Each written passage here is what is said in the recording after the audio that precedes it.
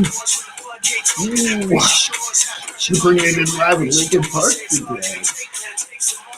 What's going on, Internet? It's another BowtieUP Live. Welcome to Thursday. I can never get the hang of Thursdays, but it's all good because we're here and we're here to have fun and edutain your face off.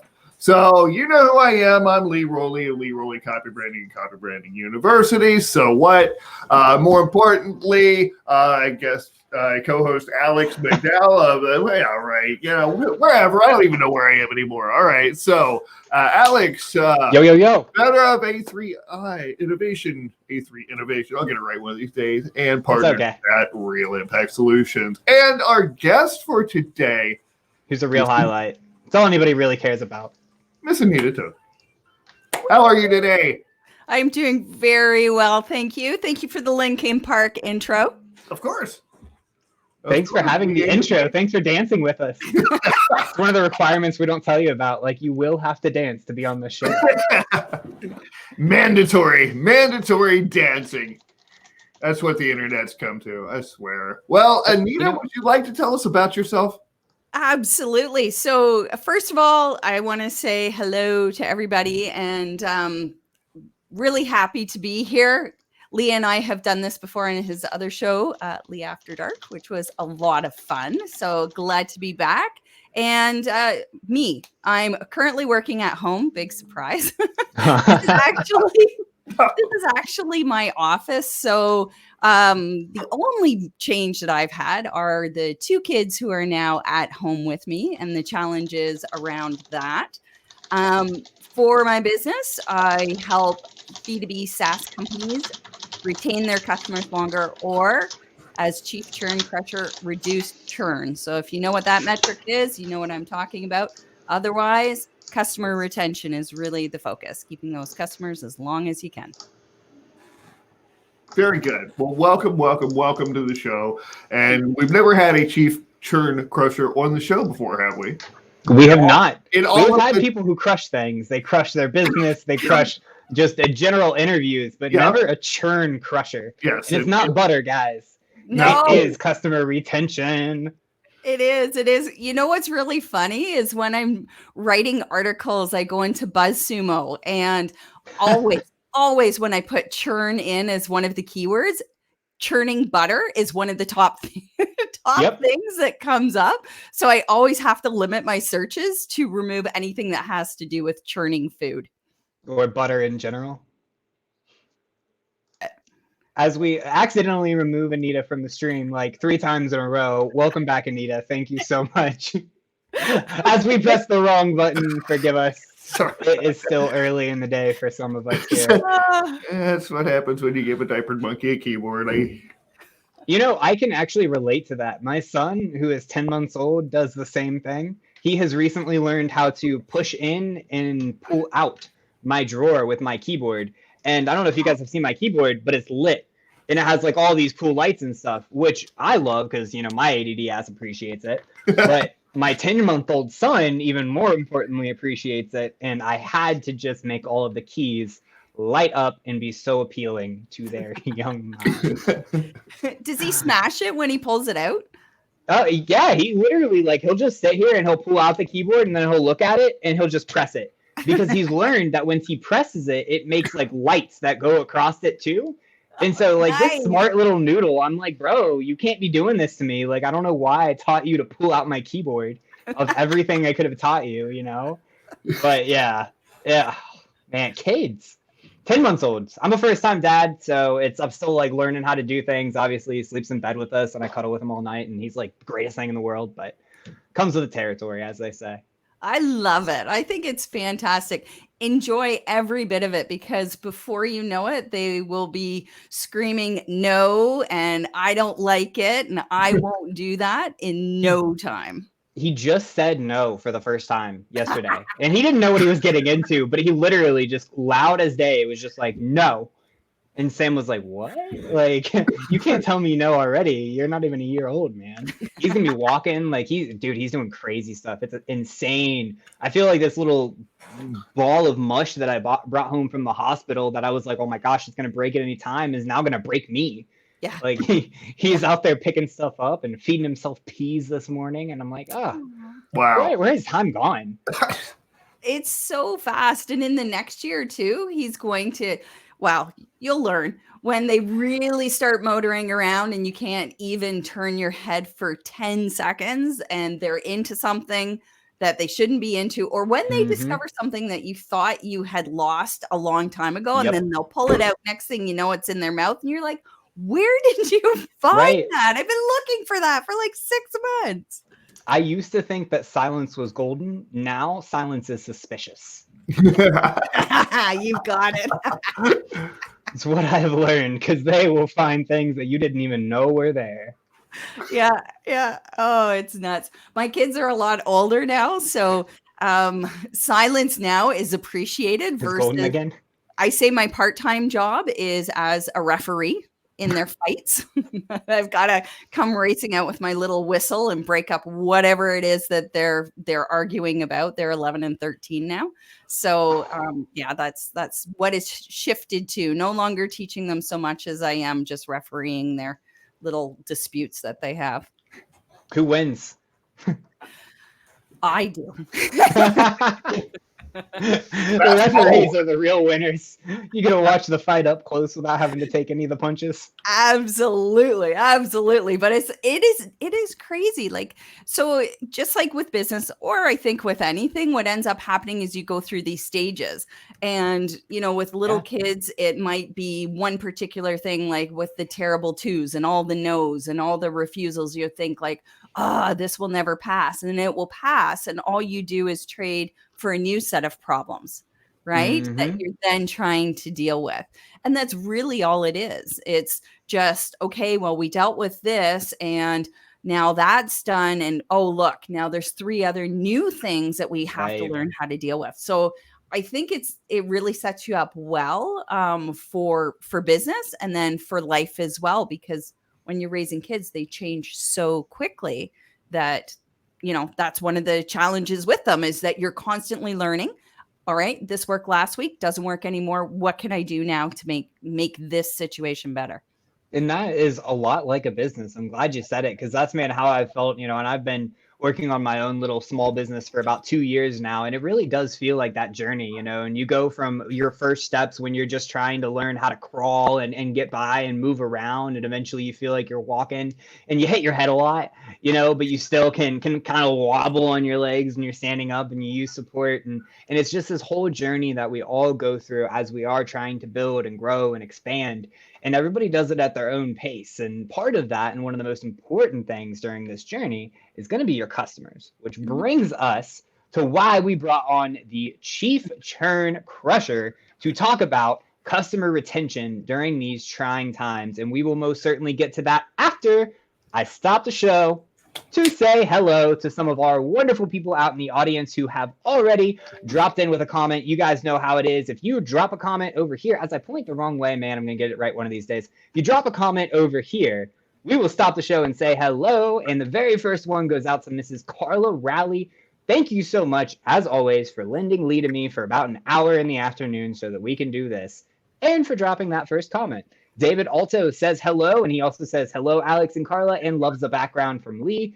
I think we all love the background, Lee. It's incredible. The phoenix with the bow tie is just classy. So hello, David.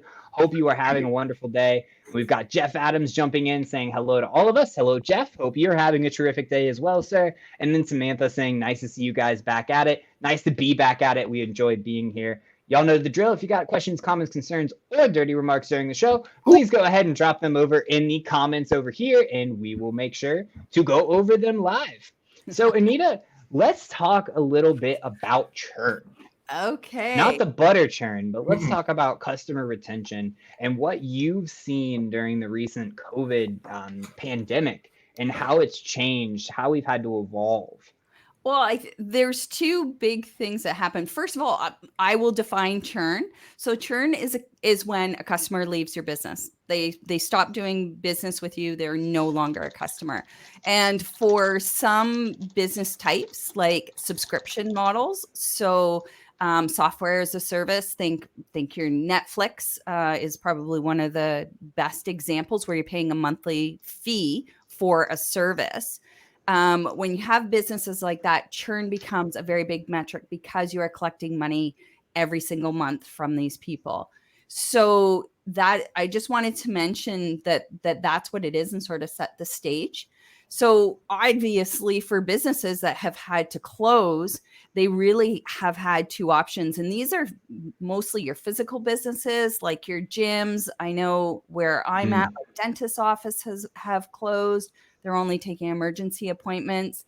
Groomers, all of those little smaller businesses have had a challenge because they're used to customers coming to them. Some of them, for what they do, are able to pivot and move online. So I was just talking with this one provider, and he does has a SaaS for CrossFit boxes or CrossFit gyms. So what they've done is they've just now moved their programming online. So they can do that. So can yoga studios. A lot of them have just transitioned.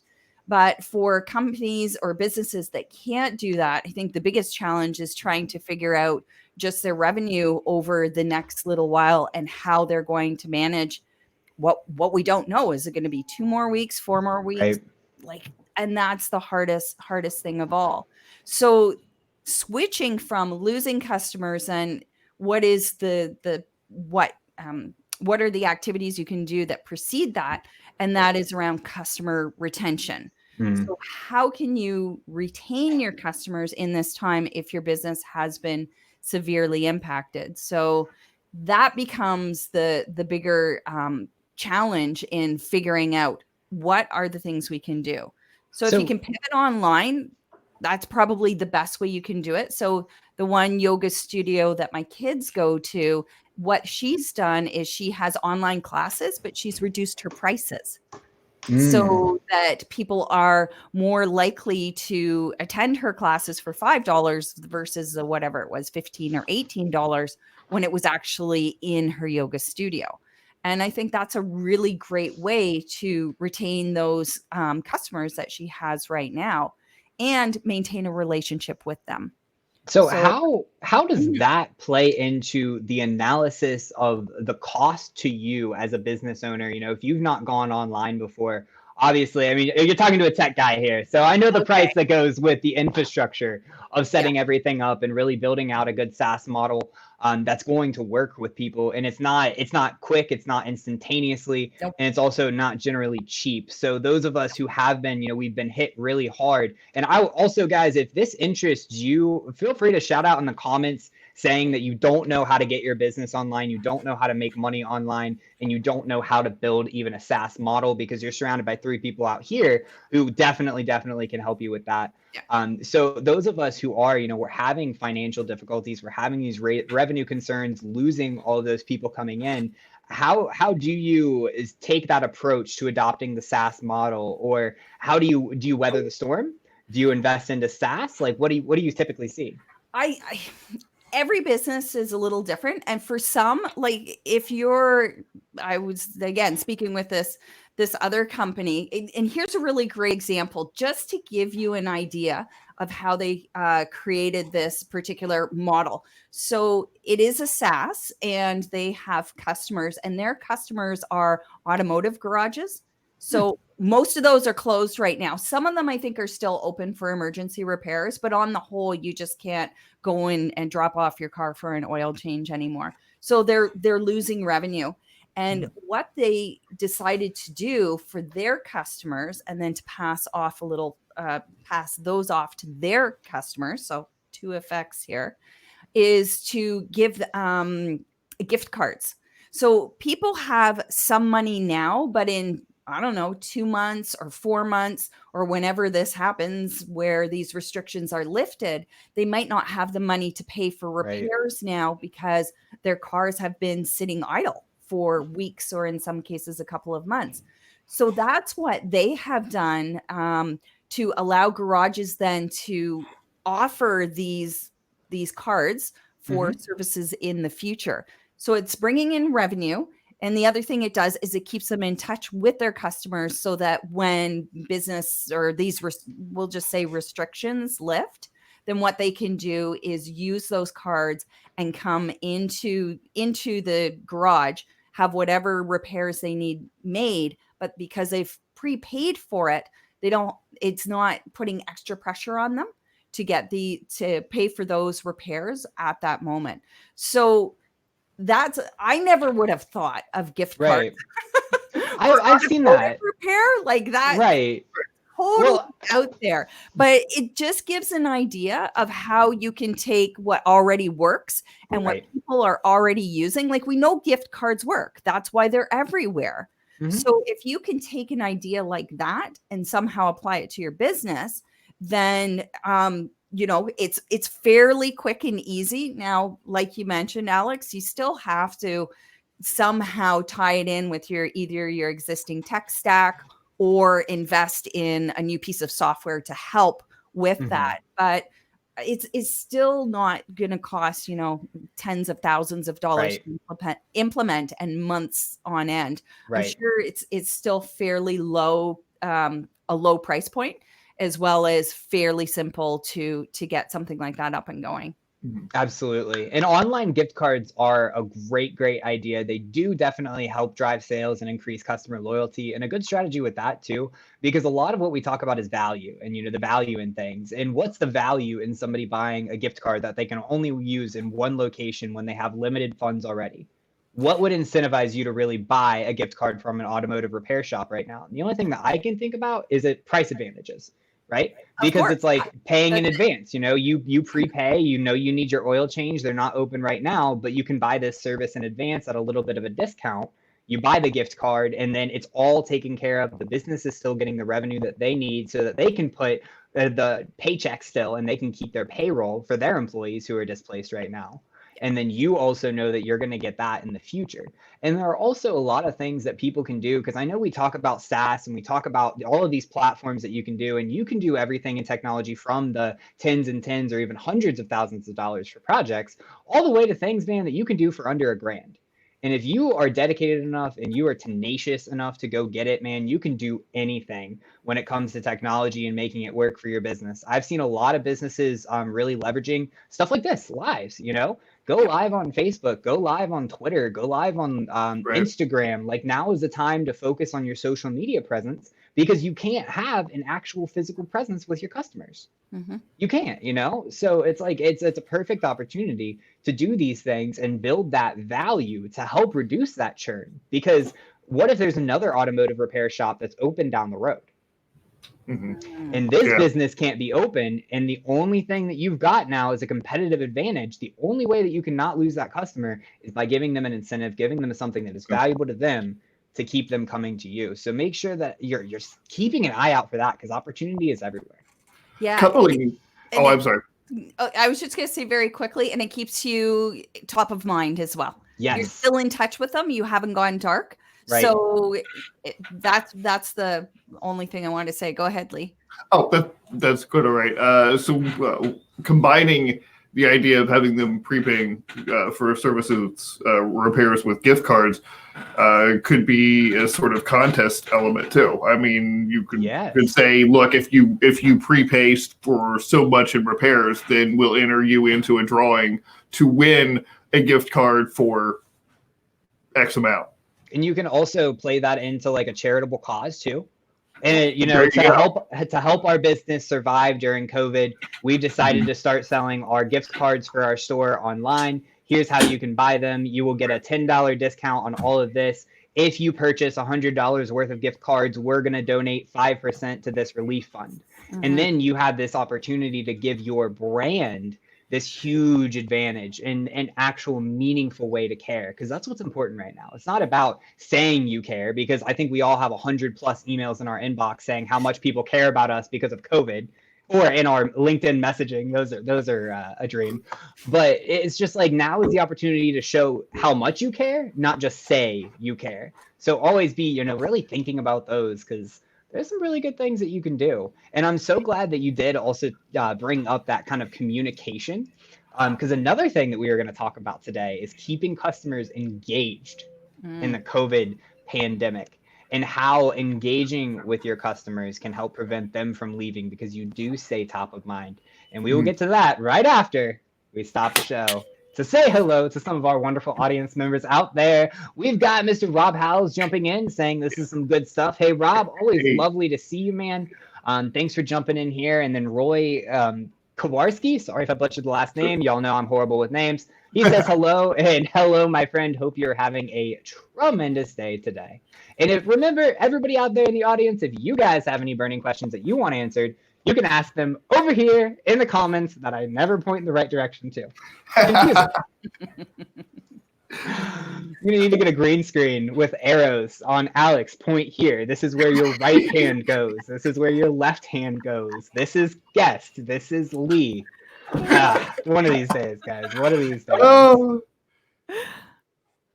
Hey, but we're out here. We're making it happen. It's We not are. always perfect, and we give some stuff up, like my little fat finger into things earlier, and just completely took Anita out of the picture and just be gone with you. Twice. You know, twice, because I just couldn't quite get to the mute button for my own window. But it doesn't matter. We're here. We're bringing just the real deal thing, and you know, if they can't forgive a little hiccup here and there, then they can just get out. So I know we said we were going to go on to communication, but I had a better idea. Okay. So what if we talk about, Anita, because I would love to hear some of your knowledge and insights that you've gathered over the years that's made you into this chief churn crusher. So tell us, why it's important to look at your churn, how you can even measure it, how you can analyze it. Do I have a problem? How do I know? And then what are some things that we can even do to improve? Things like that. So again, it works much better for subscription businesses as a key metric, but every business, whether they, work with clients. So if you're working with clients or in high touch environments, so one-on-one, face-to-face, really there's a lot of communication going on, your churn rate's going to be a lot lower. But as your business goes from being, or as businesses go from being high touch to low touch, at the lower end of the spectrum, so lower touch meaning maybe they're self-serve, they sign on. You have a portal. Yeah, think of like a lot of your e-com stores or on Amazon. Yes. Like you actually don't speak with anybody. You just, have the transaction and go on. So those low touch environments are where churn matters more and needs to be focused on more because people just leave. You have no idea why often unless you start focusing on finding out that intel. So why are people leaving? Was it the product? Was it they weren't finding value? It's usually not price, surprisingly. Most people think, it was just too expensive, but it's not. It's usually around they had a bad customer experience, or what they had was they just didn't find the value in the product that they were hoping to get.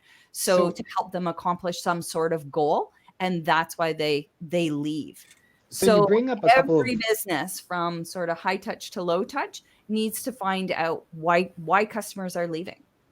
And those are great points. And I just kind of wanted to retouch on a couple of them to expand on them. So you had said that, the difference between high touch and low touch, and notice that a lot of low touch businesses have a higher churn rate. Mm-hmm. And that goes directly back to where you were talking about value, because value is all in perception. Perception comes out in communication. When we're communicating, you're going to have a lot higher value as opposed to going and buying something from Amazon. You never interact with the seller. Oftentimes you don't interact with Amazon customer service.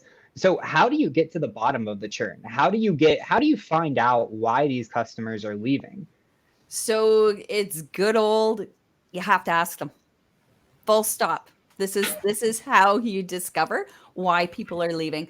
And you want to sort of segment, and that's the easiest way to go about it. Like you can't possibly ask everyone face to face, especially. So there are different levels of getting feedback. Like the top would be a face to face interview, something like this, where you can say, "Oh, can you tell me what you meant by that?" Or "What goal were you trying to accomplish?" Or what struggles did you have? When you're having they call it either an exit interview, you can ask those questions and then ask secondary questions to really find out what's going on. But taking 15 minutes of your time, you can't ask if, your turn rate's fairly high and you have, tens or hundreds of people leaving every month.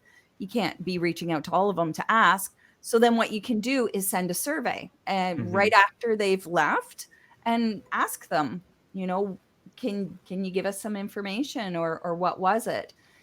And you then, can also, yeah. for on that note, as a platform, because we are talking a lot of SaaS models, you can Mhm. always make that part of the cancellation process, right? If you want to cancel the service, you want to stop the service, sure, we've all seen the little boxes. Could you give us just a brief description why you're leaving? Hate to see you go. We would love to know why. And things Yeah. like that, so that you can really try, at least as best you can, to touch on everybody and to make sure that they are getting some sort of outlet. Because when somebody's leaving, you said it best, Anita, it's because they didn't see the value. It's not because of price. Yeah. That's a hard thing to learn for all of us as entrepreneurs, because we're so concerned with price. Because I don't know about you guys, but my least favorite part of my job is sending invoices. I hate it. I hate it. It's not about the money. I don't want to do it for the money. I don't even like dealing with the money. So it's like when you get into that mindset, and we're all in that mindset of like, oh, I have tremendous value, but what if it's really not worth it? And then we start to realize that it's really not about that at all. Nope. The price is secondary. The price is just what you need to eat, what you need for your business to operate. People don't care what the price is. People care what you can do for them. That's why McLarens exist in the world, and that's also why Honda Civics exist in the world, because there are different needs for different people, and you meet one of those needs. Absolutely. And the other thing to that is, oh geez, it just popped. It was in my head and then it just popped right out. I was just gonna I hate that when that happens. I hate it too. That happened to me earlier. I was in a meeting and I had a great point and I was like, oh, I want to talk about this. And then I started talking in the middle of my sentence. I'm like, I don't know where it went. It's gone. Where I was gonna go with this. So what you brought up was called a cancellation survey. So those are, if you can have somebody, so again, it really works with subscription models where people have to cancel the service because there are different types of churn. And I can get to that in a second. Then again, so with a cancellation survey, they're technically not churned. They haven't left yet. And it's a huge opportunity to try to win them back. So companies that really do it well will offer that type of survey and say, what were the reasons? And sometimes the easiest are to just list, if you know the 5 reasons. Right. So just list it out in little radio box or whatever. And then you can have a text box where they can enter more information and say why they decided. But the really great businesses follow up immediately on getting those surveys. So somebody should be reaching out and calling, or you can actually have them book a 10-minute meeting and say, why were they looking to cancel? Because then that gives you an opportunity to speak to them and hopefully prevent them from churning, right? They've just given you the reason why, either in the radio how to fix it, or in the text box. Right. So then you can come back with perhaps a better offer that suits their needs, or letting them know about features that they didn't know about, or maybe there's something coming up that they have no idea is coming down the pipeline because there hasn't been any promotion of it yet. But you can, and they feel included in that, right? Yeah, you can say to them like part of it. Hey, we don't leave. We have this for you instead. Right. Would this work better? And then if you can save that customer, that is massive in terms of lifetime value, right? Because it costs so much to acquire them. So do the work that you need to have them stay.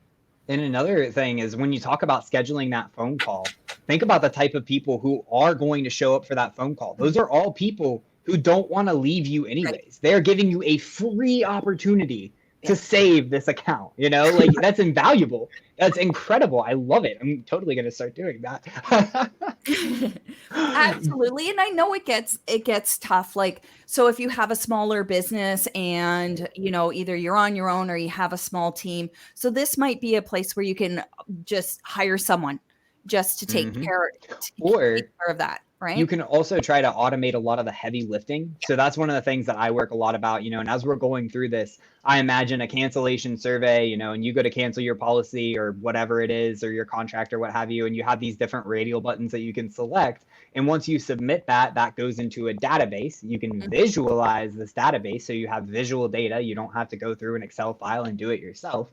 You've got that visual data. You can look at the trends. You can look at why customers are leaving. You can prioritize too, and you can set it up so that only certain types of customers need those phone calls. Maybe you want a phone call with all the customers who answered other. So when somebody answers other, it'll send them an email saying, hey, we're so sorry to hear you go. We understand, you know, this was the reason why, but we would love for an opportunity to just jump on a 10-minute phone call with you and see if there's anything else that we can do for you or additional support that we can offer. And so when you're doing all of these things, that will enable you to maybe not even have to hire somebody for it, because you want it to be your voice, especially when you are in like a smaller business. Like that's our whole brand. You know, we're all fiercely protective of our reputation. And so if you can work with that and you can find a way to make it easier for yourself and make your life smoother while still being able to do all these valuable things, you know, go do it. It's very, very, very valuable for your business.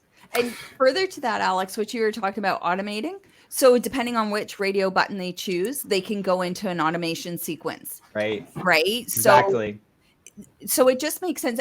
The last thing is, if you can't save the account for some reason, or the customer has to leave, there have been times where I've not wanted to leave a business, but my business model changed or something else happened and I just couldn't use them anymore. Leave them feeling really positive about their last experience with you, because we know word of mouth is huge for business, and it's a really hard thing. Like, we can't measure the impact of word of mouth, but we know, right? If I need a new piece of software, I'm going to ask those people that I trust. And if they say, well, I use this and I really like it, or I recommend this, then I'm more likely to check those businesses out. So their last interaction, just don't have them cancel and then that's it. Send them some sort of email, if it's automated, and say, you know, sorry, we weren't able to help you or didn't live up to your expectations. We'd really like to try. And if anything changes, essentially, we're here for you. So feel free to come back. We'd love to have you back. Absolutely. And then you leave that open door too. So you're like, hey, we would love to have you back if anything ever changes, so that you are top of mind. Yep. So what other strategies have you found to be really effective in reducing churn? Is there anything up front that we can do that you've realized? Is there any maybe mistakes that we're making every day that are costing us? Yeah. So it's with onboarding. Whenever you get that new customer, one of the biggest places where they will churn. So churn usually happens. So there's different ways to measure churn. Okay. So they call it it's segmented, but one of the segments you want to look at is sort of your first 30 days and how many people are churning there versus long term past that 30-day mark, to be able to see what sort of those challenges are around onboarding. Again, at some point, you're going to have to ask people. So whether it's through a survey, which is okay, just make your survey short. You don't want them super long. But if you're really noticing that a lot of people are leaving in a particular part of the onboarding stage, you want to do the same thing. You want to reach out to a few of them and ask them questions so that you can understand, is there something that's confusing that seems very obvious to you because it's your business and you know what's supposed to happen, but they've never experienced this before. So you want to find that information out. So onboarding is critical. And just think like how many times, you know, we've all done this. We've been excited. We've gotten a piece of software. We get into it. And then you're like, oh, what the hell? Oh, this sucks. Yeah. Now? What's this? And it, you know, so you go from like up here really excited to down here really quickly. And the faster that happens, the less likely you are to continue to use the product. And you talked literally about onboarding and how seamless it can be and how that really can have positive impact on the amount of churn you're seeing. What are some steps in the onboarding process that you think are critical? Is there any sort of like flow of onboarding that you've seen to be more effective? Is it a shorter onboarding process, a longer, less involved, more involved? Like, well, and it all depends on the product, right? So if you're buying something really complicated, like a brand new CRM, that's going to be very different than if it's just email automation tool. Right. So it all depends. The one thing though that every business should be shooting for, and that is time to that very first value metric, they'll call it. So it's that, what was that big thing that they wanted to accomplish, and how long does it take them to get there? So one of the more famous ones is around Facebook. And if they can get you to add 7 of your friends within, I always get the time period wrong. It's very quick, like 24 hours or 48 hours, something like that. Then you are X% much more likely to stay using Facebook. So you need to determine what is that thing that they are wanting to accomplish, and Yes. you get them to accomplish it faster. And you Because guide them through too. expectations high, and you're Right. talking several days, right? And they're still not able to accomplish even that one thing, then they're more likely to leave. And I think that you also brought up a great example in there in Facebook and how streamlined their experience is. Customer onboarding is imperative, especially when it comes to SaaS, because technology is created by developers, and developers all do different things because we all have our own way of solving problems. So making sure that this onboarding experience is as streamlined as possible and as integrated with the customer as possible too. Like those things that step you through, here's how to do it. I don't know if when you open Google Drive for the first time, for example, because A3 Innovation, we're a Google Cloud partner, so shout out to Google, they're awesome. But Google Drive, when you open it for the first time, they have a 4-step process. They walk you through, here's how to use Drive. You open Google Drive and you got a PDF, here's how to use Drive. And those little things, those little additions to the customer's experience that makes them feel involved, that makes them feel included, that makes them feel like they actually have something of benefit, of value within your platform, that's going to greatly, greatly increase the amount of engagement that they're going to have in the use that they're going to have for it, which are imperative, especially for a SaaS model. I mean, any sort of SaaS model is all about having your customer engaged with the platform. If you don't have customers who are actually using your software, they're not going to be keeping it, because every month when they pay that subscription, they're going to be thinking, that just came out from these guys again. Like, why am I still paying for this? I don't use it. I'm not using my LinkedIn Sales Navigator, so why would I be paying for it? And so if you're making it easy for people to use it, and even sending them reminders, and encouraging customers interaction, hey, we missed you, haven't seen you in the last, 3 weeks. It would be lovely to send them an email and just say, hey, we would love to catch up with you, schedule a support call, do all these things, make those resources available to you, because then that customer is a lot more likely to interact and a lot less likely to leave.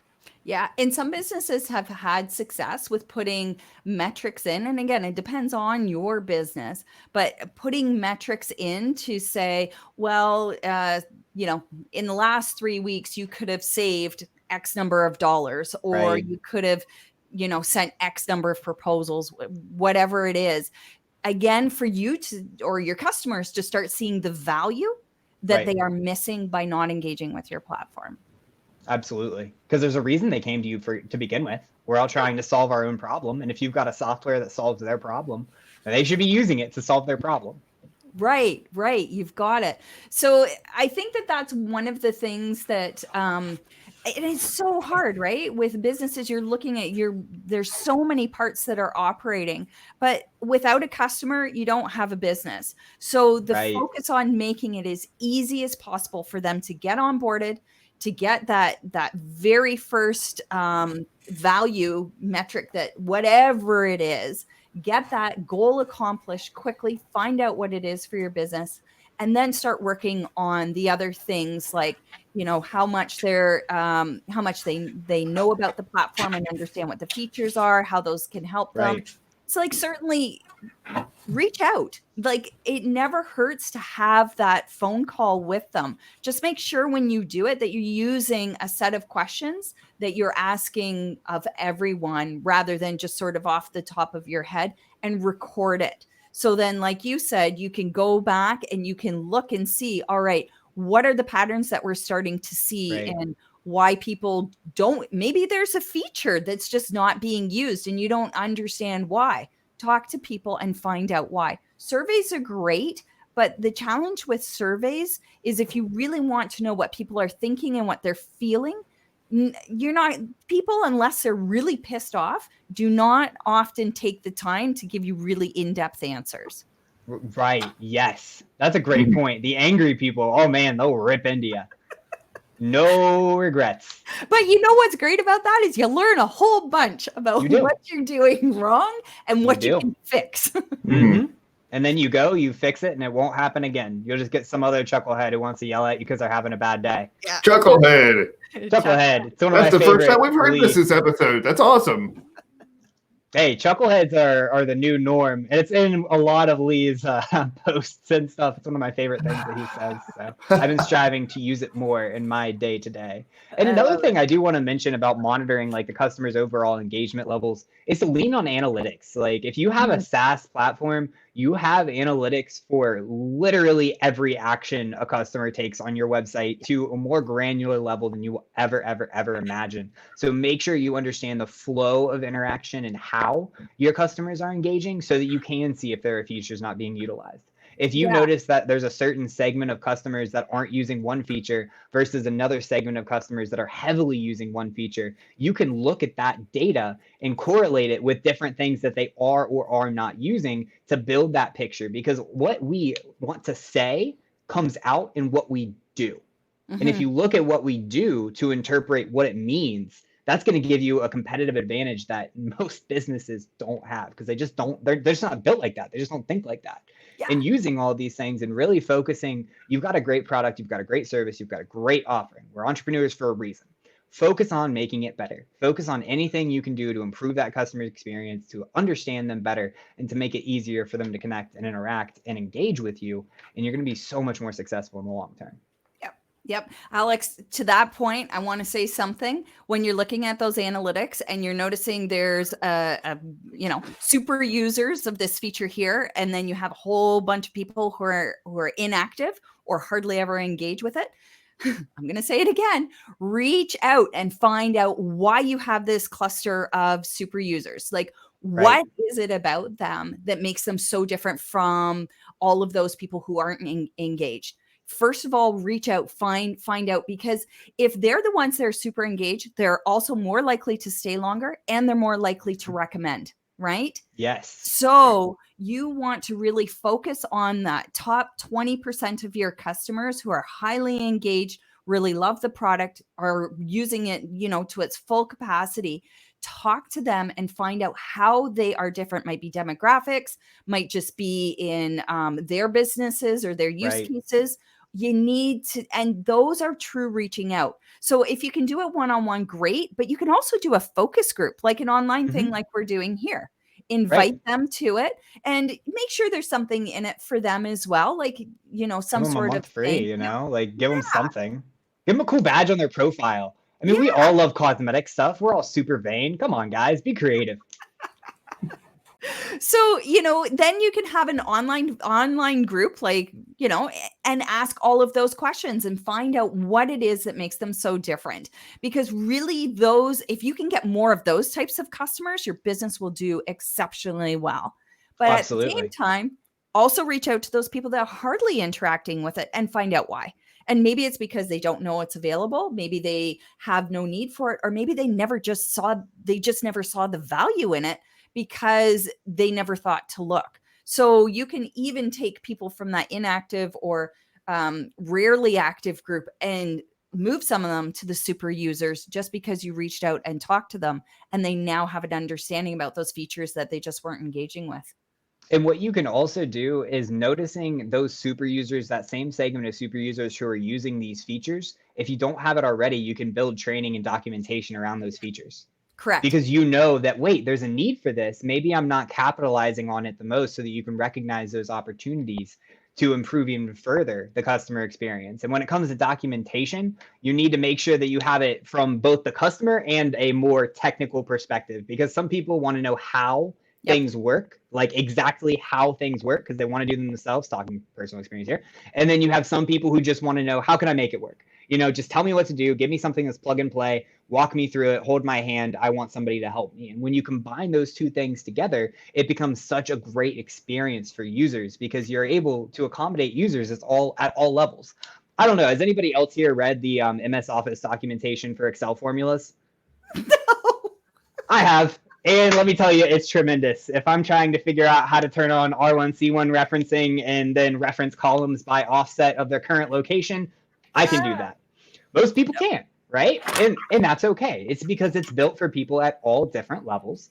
And when you're focusing on people on those levels and anybody can learn it, you're really going to get the value out of your platform. And when it comes to SaaS, you're building a tool that will be integrated with the customer. I mean, look at this right here. We've got how many different SaaS platforms are running just to make this meeting happen? Yeah. Because for me personally, I've got a Sony camera, which they're not really a SaaS platform, but they have their own Pro Memories Home or whatever. They have a software that I never use because I lean on Adobe because I like their SaaS platform better for editing photos. And we've got StreamYard. They're a SaaS platform that makes money off of handling broadcasts. LinkedIn is a SaaS platform that makes money off of their subscriptions, user engagement, content creation. I mean, we're all out here literally creating the entirety of content for a whole social network just because we want to and we want to get out in front of each other. So just like think about these things. They already exist. You know they're used. You just have to find that opportunity and make it seamless for people to interact with it. Because you might not be proud of your first product, but as long as you have a first product and you have something to put out there and you have something to build on, you will make it better.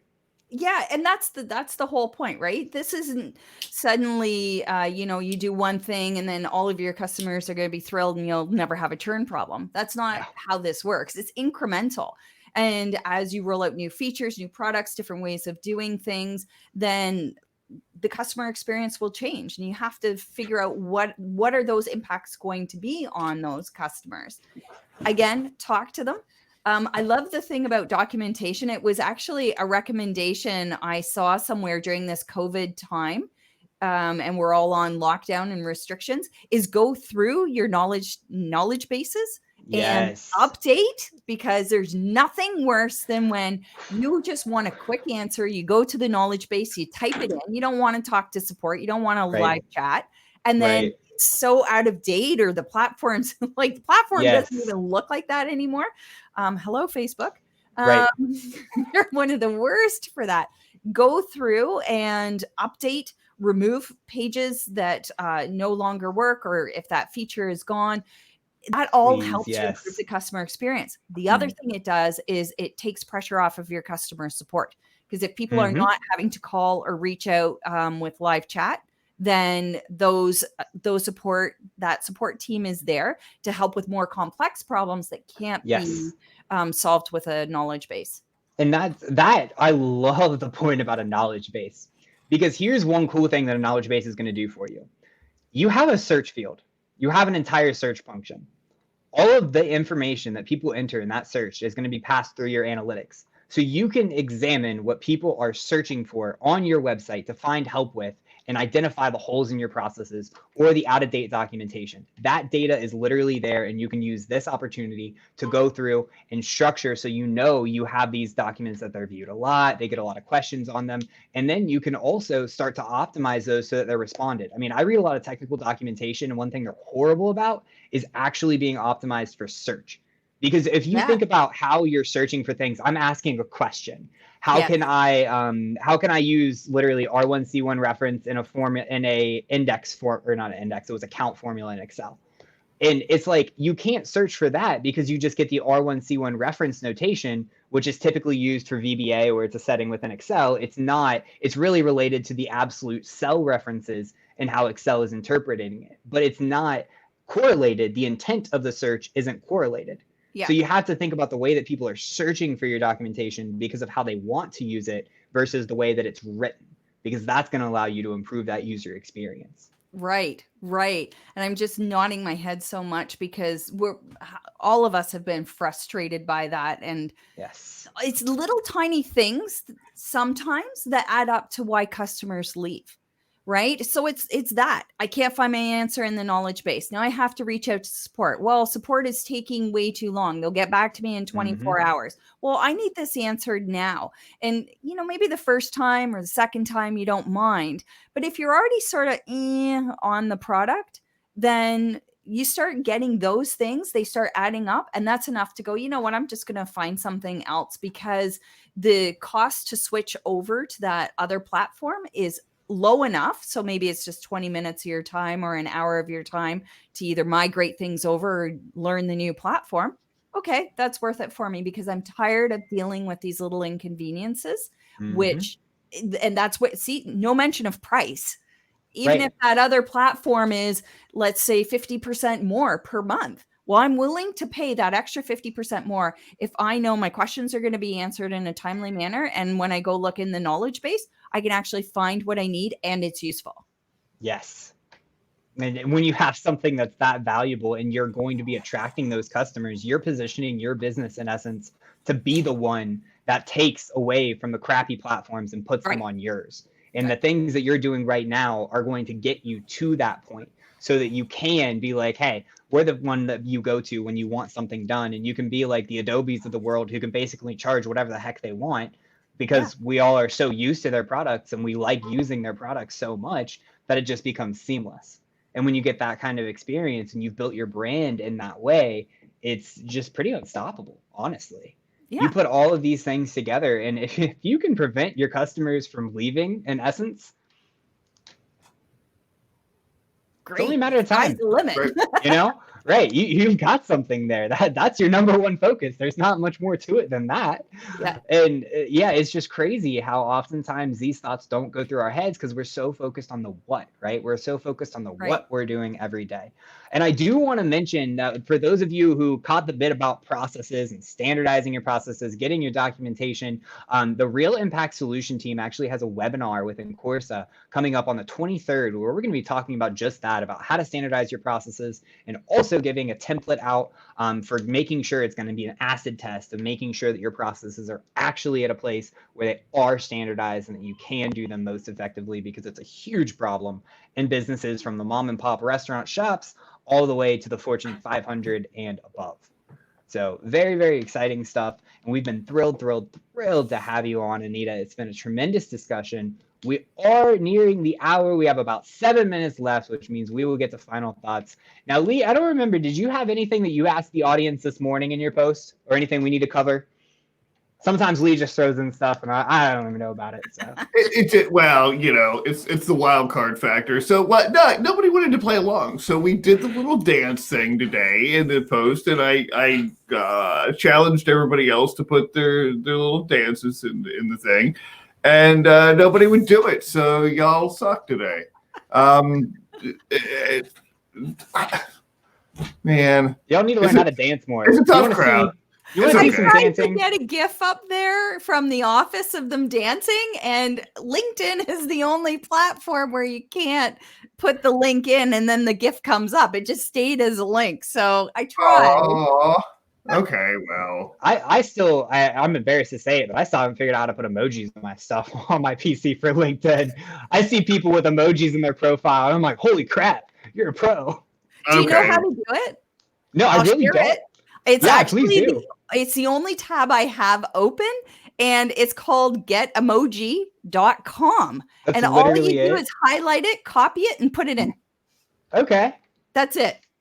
I'll do that. That's actually really simple. Well, there you go. Getomoji.com. Y'all are going to see me with some fire emojis here soon. Get little robot emojis going on. Yeah. He's disappointed in me. It's okay. I'm disappointed in myself. Don't worry, guys. Good old Google. See, that's what I wanted. I wanted to solve that exact same problem, because on the desktop version of LinkedIn, I don't know why it's like this, you can't just add emojis. The only place you can is in the messages. So this is how I solved it, and it works. Hey, if it works, that's all that matters. Yep. Take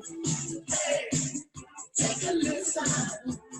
Tell me, do you like what you hear? I love what I hear. That was the one and only, well, actually, I guess the two and onlys, Lee and Carla Rowley, doing some dancing for us, getting us all inspired to dance ourselves. And just want to say, Carla, if you're listening, congratulations for starting to break out of your shell on that stuff and getting in front of a camera. You're doing great. We're all super, super proud of you. One of these days, we'll get you on BowtieUP Live. But I hope all of you guys enjoyed the dancing. You know what time it is? It's time for final thoughts. You guys know the deal. We get 45 seconds, a minute and a half, or however long we want, to talk about whatever's on our mind for the day and what we want to leave you, the audience, with for a lasting impression to carry forward until tomorrow when we'll see you back here at 4:19 and 59 seconds Eastern Standard Time for Bow Tie Up Live. Now, Anita, as our honored guest, we will start with you. You know the deal now, so what are your final thoughts? My final thoughts are, holy crap, I can't believe that it's already an hour has gone by. So that's kind of my final thought. You know what? As with anything, there's so many changes going on so quickly. Just my final thought is just try the best you can. I know I'm running back and forth between kids who are now trying to do online school and helping them with their stuff, and back here trying to, run my business.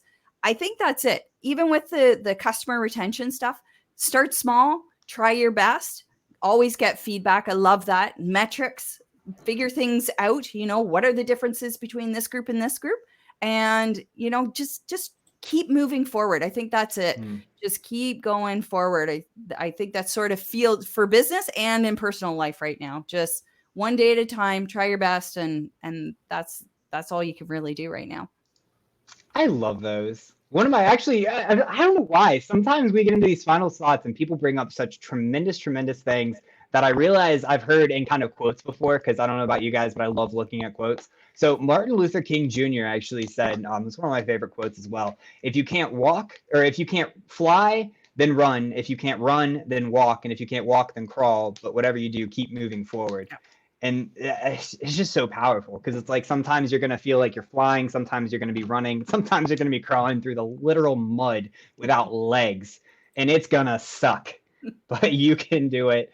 And if anyone can, it should be you. And remember that. Now, yesterday, I got to go first for final thoughts, I believe.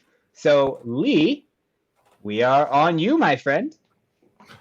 Well, I've been enjoying listening to this conversation, because ultimately, the fewer people you lose out of your business, the smaller the slice of the pie you have to meet your goals and get what you want out of life. Because we need to remember, and John Daniels told me this morning, that it should be make money to make art, not art to make money. And so, for those of us who are creating something brilliant, we want to be able to do that and do it efficiently. But we have to do that through connection. And I will say, video has been a huge thing. And from onboarding clear through to the, instead of a questionnaire, I would use it, or in addition to on a cancellation page, I would use a video, face to cam. Hey, we're sorry to see you go. I'd really love to schedule a call if you'd rather talk instead about what we could do to help you. And that personal touch along the way through video makes a huge difference. And I think that's going to become a more and more necessary thing going forward. I love it. I love video. That's why I brought my favorite, All one right. and only, Mr. Mango. So for my final thoughts today, I wanted to talk about how distracted we all are by these tremendous little creatures that we have running around and crawling into our office and opening the door, and remind you guys to just have fun. I used to talk about, before everything kind of went down, how lucky I was to be able to have my meetings and have my son on. And if he started crying, being able to just go and pick him up. And it really is a weight off of your shoulders. We don't have to worry about being so corporate right now. We don't have to worry about being stuffy, because we're all in this together. Like, just remember that we're all human beings, and that, some of us have kids, some of us have fur babies. We all have different things going on in our lives. And the sooner that you embrace that and really welcome that, and you can just sit here and chill and have your son on your lap chilling, you're going to have a lot better of a day. You're going to be a lot more rested. You're going to be a lot more creative. You might have a few more smacks on your keyboard and a couple more distractions. You might not get as much done. You might not get that process standardized today, and you might not finish it today. But that's okay. Be forgiving to yourself. Embrace the fact that you are trying to juggle a work-life balance, you aren't juggling a work-life balance, you're juggling a work-life circle. They're intertwined right now. They're together right now. And the only way that you can really work through that is to work with that. Embrace who you are, embrace your creativity, embrace having fun with things. what he said. Hey! I love it. Did you time that? I did not. I couldn't have was timed it rehearsed. better. Isn't that right, Bob? You're a little movie star already. I Love it. that.